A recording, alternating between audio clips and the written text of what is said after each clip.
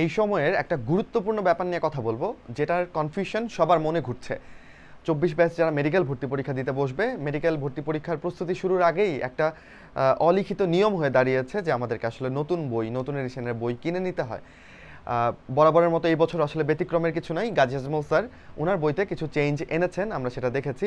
Chapter wise কিছু ছক, কিছু ছবি, তথ্যের যে চেঞ্জগুলো সেগুলো ওইভাবে চোখে পড়ে নাই আসলে, হয়তো বা বই ধরে যখন পড়াতে যাব আমি একবার জাস্ট একটু উল্টে দেখেছি, কিছু কিছু জায়গায় ছবি ছকে চেঞ্জ লেগেছে, নতুন কিছু জিনিস অ্যাড হয়েছে।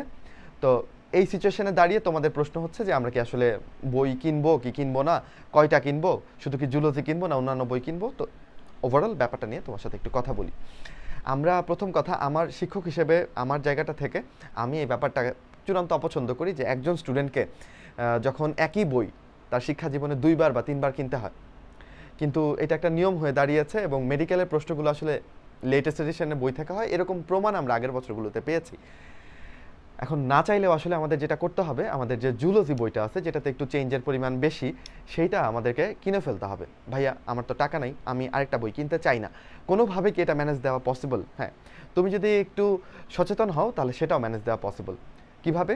তুমি ধরো আমি ক্লাসে নতুন বইয়ের পিডিএফ ধরেই পড়াবো, বা তোমার বন্ধুর কাছে নতুন বইয়ের পিডিএফ আছে, নতুন বই আছে, আমরা তোমাকে নতুন বইয়ের পিডিএফ দিব। তোমার যদি মনে হয় যে আমি একটু খুঁজে খুঁজে দেখি এক্সট্রা কোনটুকু অ্যাড হয়েছে এবং সেটুকুকে সেপারেট করে আমি আমার পুরাতন বইতেই একপাশে লিখে রাখি, তাহলে এই জিনিসটাকে ম্যানেজ দেওয়া পসিবল। বাট এটা তোমার চূড়ান্ত পেশাদারিত্ব লাগবে। আর যদি মনে করো না ভাই আমি তাহলে নিউ স্টার্টই করি, একটা নতুন বই কিনে নিই, আপনাদের দাগানো বইয়ের পিডিএফ থেকে দাগিয়ে নেই এবং দেন পড়া শুরু করি, তাহলেও চলবে।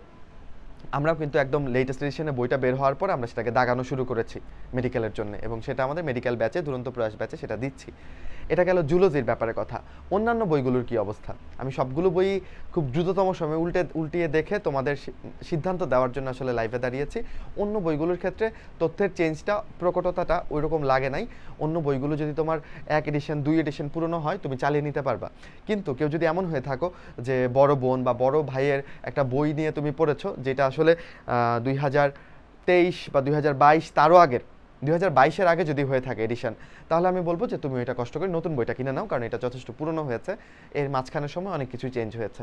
কিন্তু যদি ফিজিক্স, কেমিস্ট্রি এবং বোটানি যে বইগুলো আছে, এটা যদি তোমার 23 এডিশন বা 22 এডিশনের হয়, তুমি নতুন বইয়ের পিডিএফ ধরে যদি ক্লাসগুলো করো, এক্সট্রা তথ্য আমরা মেনশন করে দিব, ওইটা তুমি দেখে লিখে নিলে ইটস ম্যানেজেবল।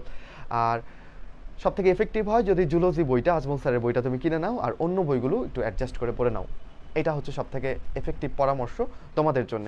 আর কেউ যদি মনে করো না ভাই আমার আগের বইগুলো তেমন গোছানো কিছু নাই, আমি নতুন বই কিনেই শুরু করতে যাচ্ছি, সেটাও ভালো, সেটাও করতে পারো। সো এটুকু ছিল আমার সিদ্ধান্ত। পরবর্তীতে যদি আরও কোনো কিছু বলার থাকে, কি বই কিনবা বা না করবা, এটা আরেকটা ভিডিওতে কথা বলি। জরুরি ভিডিওটা শেষ করছি, ভালো থাকো, আসসালামু আলাইকুম।